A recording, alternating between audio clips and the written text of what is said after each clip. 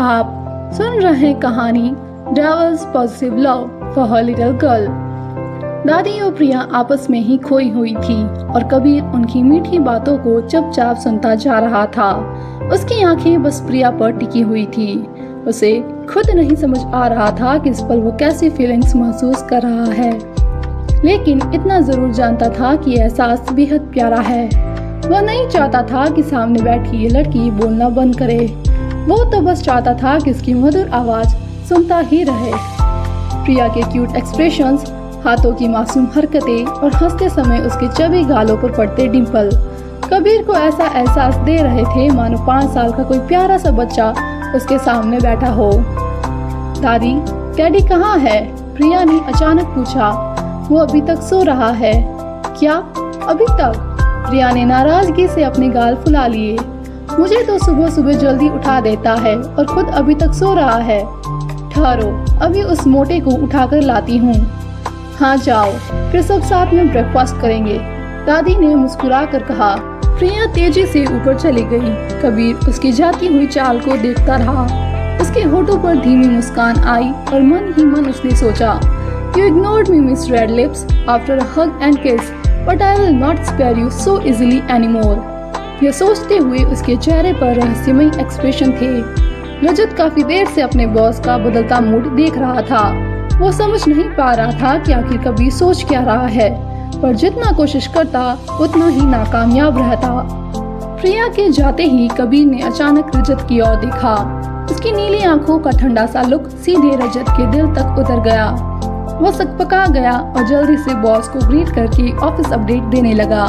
कबीर ने शांत स्वर में सब सुना, फिर उसके हाथ से फाइल लेते हुए केवल ओके कहा और हल्के हाथ के इशारे से जाने का संकेत दे दिया। रजत भी इशारा पाकर तुरंत वहां से निकल गया। अब दादी और कबीर दोनों डाइनिंग हॉल की ओर बढ़े। उधर प्रिया जब विवान के कमरे में पहुंची तो वहां का नजारा ही माशाअल्लाह था। विवान अपने बिस्तर पर तकिए को बाहों में जकड़े सो रहा था। कभी वो तकिए को चूमता तो कभी उसे कसकर हक कर लेता।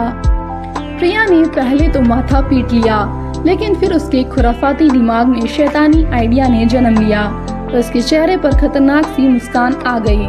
जेब से मोबाइल निकालकर उसने विवान की हरकतों को रिकॉर्ड करना शुरू किया। विवान तो अपने सपनों की दुनिया में खोया पूरी तरह एंजॉय कर रहा था। पता नहीं किसके नाम पर नींद में बार बार आई लव यू बड़बड़ा रहा था। रिकॉर्डिंग करने के बाद प्रिया ने पास रखी स्टडी टेबल से ब्लैक और रेड कलर के मार्कर उठा लिए। अब असली शैतानी शुरू हुई। वो धीरे धीरे विवान के पास आई और उसके हैंडसम चेहरे को अपनी कलाकारी का कैनवास बना लिया। आंखों पर मोटा आईलाइनर, क्लीन शेव, चेहरे पर घनी मूछे, माथे पर बड़ा सा काला तिल और नाक पर गाढ़ा धब्बा। लेकिन प्रिया को अभी भी कमी लग रही थी। उसने रेड मार्कर उठाया और विवान की होठ लाल कर दिए। कुछ ही मिनटों में उसका चेहरा किसी जोकर से कम न दिखा। जब उसकी शरारत पूरी हो गई तो प्रिया विवान के चेहरे को देख देख कर ठाके मारने लगी। उसने जल्दी से अपने मुंह पर दोनों हाथों को ढका ताकि आवाज बाहर न आए, लेकिन हंसी रुकने का नाम नहीं ले रही थी। उसने ढेर सारी सेल्फियां और फोटो खींच ली। फिर अचानक उसने उसके कान में जोर से चिल्लाया, उठ जाओ टेडी। विवान हड़बड़ा कर उठ बैठा। सामने प्रिया को देख गुस्सा होने के बजाय वो खुशी से झूम उठा और तुरंत उसे कसकर गले लगा लिया। फूतनी, तू आ गई। मैंने तुझे कितना मिस किया यार, पर तू तो कल आने वाली थी, आज कैसे? प्रिया मुस्कुराई। तुझे सरप्राइज करना चाहती थी। अब जल्दी फ्रेश हो जाओ, फिर सब साथ में ब्रेकफास्ट करेंगे। ठीक है, तू 5 मिनट रुक, मैं 10 मिनट में आया। विवान तेजी से बाथरूम की ओर भागा। प्रिया उसके जाते ही बेड पर लोटपोट होकर हंसने लगी। बाथरूम में पहुंचते ही विवान ने बेसिन के पास ब्रश उठाया, लेकिन जैसे ही आईने में खुद को देखा उसके हाथ से ब्रश छूटकर गिर गया। अगले ही पल वो दीवार से किसी छिपकली की तरह चिपक गया और जोर जोर से भूत भूत चिल्लाने लगा। फिर जब दिमाग में रजिस्टर किया कि आईने में कोई और नहीं बल्कि वो खुद है तो उसका खून खौल गया। उसे समझने में 1 मिलीसेकंड भी नहीं लगी कि ये सब किसकी कारस्तानी है। प्रिया, विवान इतनी जोर से चिल्लाया कि बाहर बैठी प्रिया की हंसी एक झटके में गायब हो गई।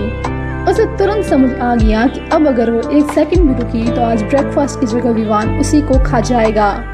वो 100 की स्पीड से उठ खड़ी हुई और दरवाजे की ओर भागी, लेकिन पीछे से विवान भी बिगड़े हुए चेहरे के साथ गरजता हुआ बाहर निकला।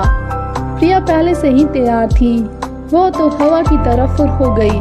विवान गुस्से से इतना अंधा हो गया कि अपनी हालत भी भूल गया। वो प्रिया के पीछे भागता रहा और प्रिया पूरे मेंशन में हंसती खिलखिलाती भागती रही। जब नीचे सबने विवान की चिल्लाने की आवाज और प्रिया की ठहाकों की गूंज सुनी तो सबकी नजर उसी ओर चली। पहले तो विवान का हुलिया देख सब शौक रह गए, लेकिन अगले ही पल हंसी का समुंदर फूट पड़ा। दादी तो हंस हंस कर लोटपोट हो रही थी, लेकिन कबीर वो तो सिर्फ प्रिया को देख रहा था। उसकी हंसी, उसकी मासूम भाग दौड़, उसकी चमकती आंखें, कबीर तो उसमें पूरी तरह खो चुका था। उसे तो बस वही दिख रही थी। आखिरकार प्रिया थक गई। उसकी रफ्तार कम होते ही विवान ने उसे पकड़ लिया और सोफे पर पटक दिया। खुद उसके ऊपर बैठकर उसकी लंबी चोटियां खींचने लगा। अब कहाँ जाएगी पीहू की बच्ची, ये क्या किया तूने? आज तेरी इन लंबी लंबी चोटियों को उखाड़ कर फेंक दूंगा। दोनों की यह नोकझोंक जारी थी, लेकिन उस पल दो नीली आंखें बेहद खतरनाक अंदाज में जल रही थी। कबीर की मुट्ठियां कस चुकी थी, हाथों की नसें फूल चुकी थी। वह समझ नहीं पा रहा था कि विवान और प्रिया की नजदीकियां देखकर उसे इतना गुस्सा क्यों आ रहा है। आखिर उसके दिल में ये जलन क्यों उठ रही है।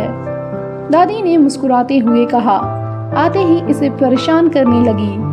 प्रिया हंसते हुए बोली, अब हट जाओ मोटे भालू, दबा कर मार दोगे क्या? दादी ने विवान के कान पकड़कर उसे खड़ा किया। क्यों परेशान कर रहा है मेरी बच्ची को, हट यहाँ से। दादी, आप इसकी शरारतें कभी नहीं देखती, अब मैं इसे डांटू भी नहीं। विवान नाराज होकर बोला। नहीं, तू मेरी प्यारी बच्ची को नहीं डांट सकता। अब जाकर अपना चेहरा धो। तभी विवान को याद आया कि वो वैसे ही बाहर निकल आया था। सबकी नजरों के सामने उसका ये विद्रूप चेहरा देखकर उसका चेहरा शर्म से लाल हो गया। प्रिया ने उसकी इज्जत का सत्यानाश कर दिया था। विवान ने तुरंत अपना चेहरा हाथों में छुपा लिया। लेकिन अब क्या फायदा जब चिड़िया चुग गई खेत। वह मेट्रो की स्पीड से मुंह छुपाता हुआ अपने कमरे की ओर भाग गया। कबीर का गुस्सा अब थोड़ा शांत हुआ, पर दिल में उठती जलन अभी भी कायम थी। उधर प्रिया फिर से जोर जोर से हंसने लगी। दादी ने भी हंसते हुए कहा, बदमाश, कितनी शैतान है तू। बेचारे का पूरी चेहरे का नक्शा ही बिगाड़ दिया। दादी, उसे परेशान करने में जो मजा है वो दुनिया की किसी चीज में नहीं है। इतना कहते ही प्रिया ने वीडियो भी दिखाया जिसमें विवान नींद में किसी सोना का नाम ले रहा था। वीडियो देखते ही दादी फिर से ठहाके मारने लगी। तो कब सुधरेगी? उन्होंने हंसते हुए कहा। ये सब छोड़ो दादी, ये बताओ ये सोना कौन है? उसकी तो कोई गर्लफ्रेंड भी नहीं है। क्यों नहीं? उसकी 2 गर्लफ्रेंड है। क्या? प्रिया चौंक गई, पर उसने मुझे तो बताया ही नहीं। तुझे बताकर क्या बची हुई गर्लफ्रेंड भी खो दे? प्रिया ने नाराजगी से कहा। क्या दादी, आप भी? अब तो मैं उसे छोड़ूंगी नहीं। मुझे किसी से भी फ्रेंडशिप नहीं करने देता और खुद की इतनी सारी गर्लफ्रेंड्स है। अब देखना आप कैसे मैं उससे बदला लेती हूँ। कबीर उनकी बातें सुन नहीं पा रहा था, लेकिन प्रिया के बदलते हाव भाव देखकर उसके चेहरे पर अनजाने में ही दिलकश मुस्कान आ गई।